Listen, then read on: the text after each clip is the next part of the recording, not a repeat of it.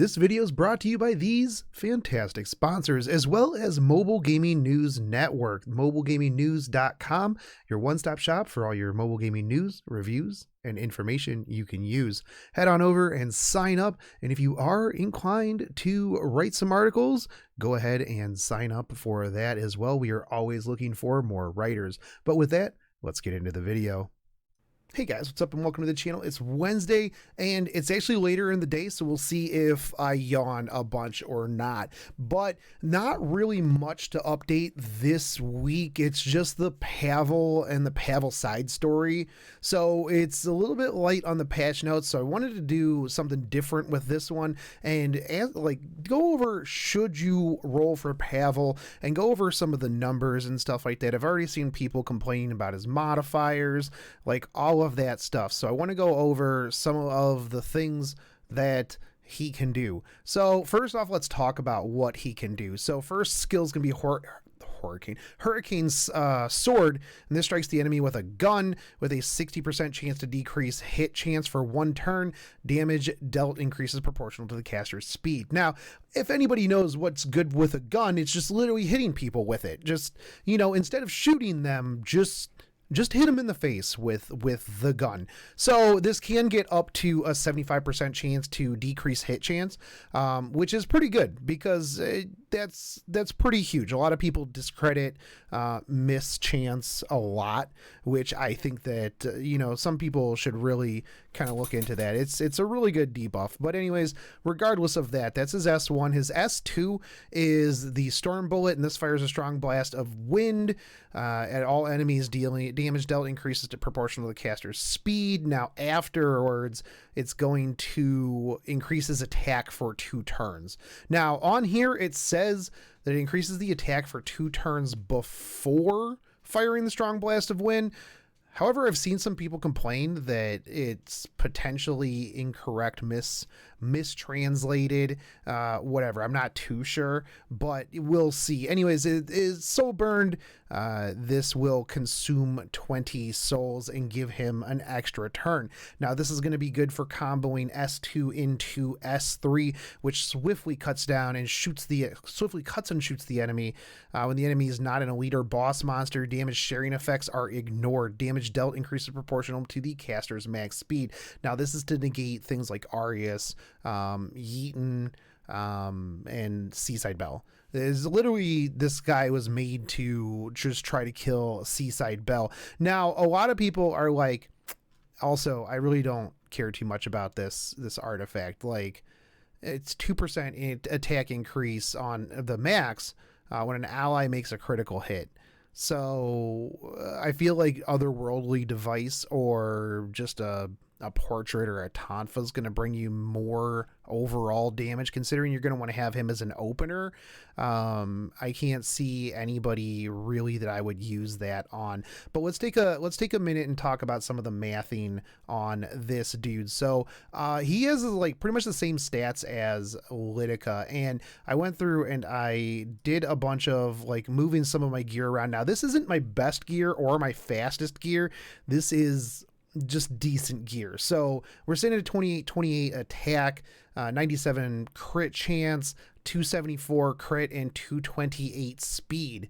Now, if we come over here and do 28, what was it? 274.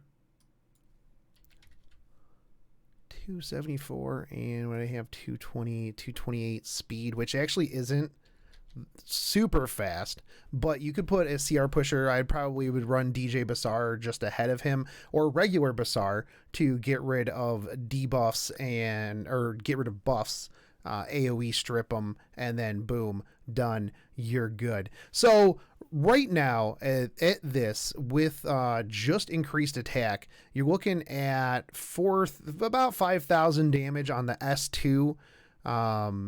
and then 8,000 on the S3. Now that's a decent amount of damage for a double up. I do think that is a little on the low side. Not only that, but this is going up against a 1200 defense target, which a lot of times Seaside Belle is not going to be rocking that much. Your squishy targets that you put Arius out is specifically to help protect. They're going to have pretty low defense. So if we drop that to 1,000, those numbers jump up quite a bit here. Now, let's say, and that's with no Molagora investment whatsoever. Let's say that you do invest into that. You're looking at 7,214 on the S2 with about 12.5K on the S3. Now, this is, like I said, an elemental advantage. This is taking into account that he will have attack up and he can do stuff like that. So this is also not taking into account any sort of decreased defense, target, anything along those lines. So overall, I don't think that it's too bad in terms of attack. Are you going to have to invest Molgoras to get him to where he absolutely needs to be? Yeah, you kind of are, especially even if you're just going to use S2 to burn into S3. That's going to be 5,500 into a 12.5K. Now that's going to pretty much take out the vast majority of squishy targets here. You're not going to get that damage share at all. So that's actually not too terrible. Do I think that you should absolutely roll for this guy? I think that he's going to be a very niche character. Like, he's literally, like, I don't think he's going to have that much use in PvE.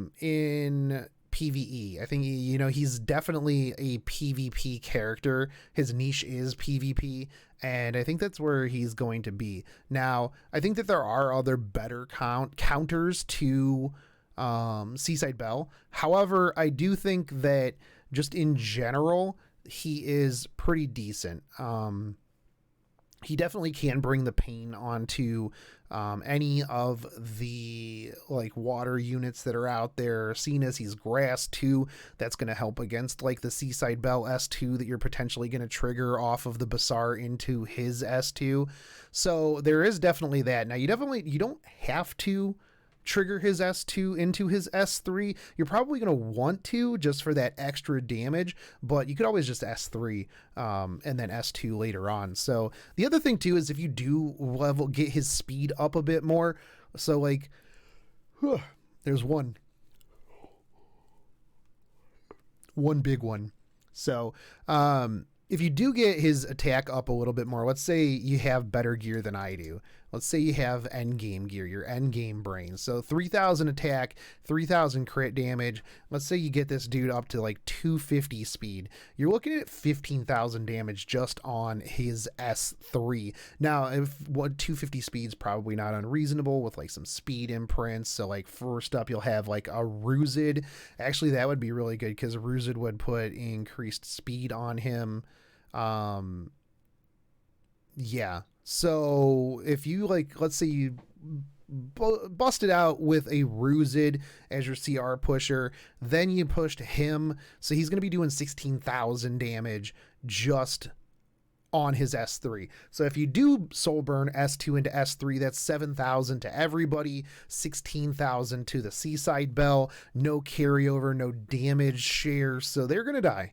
That's probably going to be probably deado right there. So there's definitely, some work that you would need to do on him.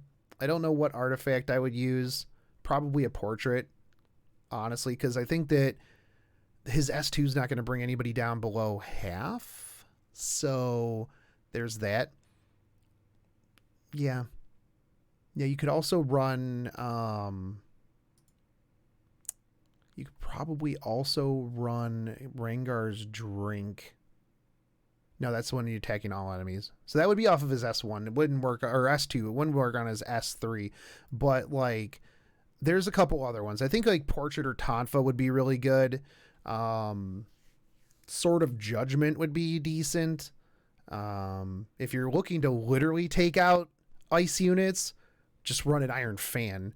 And that's going to be really, really ridiculous if you did an Iron Fan on this. Does this thing have a spot where I can just straight up increase? No. Okay. So yeah, so that's pretty decent right there. I think that he is an okay unit. I don't think that he's a great unit. I'm probably going to roll for one of him, but not more than that. I am actually looking forward to seeing his side story because I like Pavel. I like his look. I like his aesthetic. So definitely looking forward to that. But yeah, let me know in the comments if you're going to be rolling for him. I really don't care too much about this artifact, really. I'm sure somebody will probably find some use for it, and then I'll be like, oh, okay, that's pretty cool. But yeah, anyways, guys, I'll catch you on the next one. Take it easy, homies. Peace.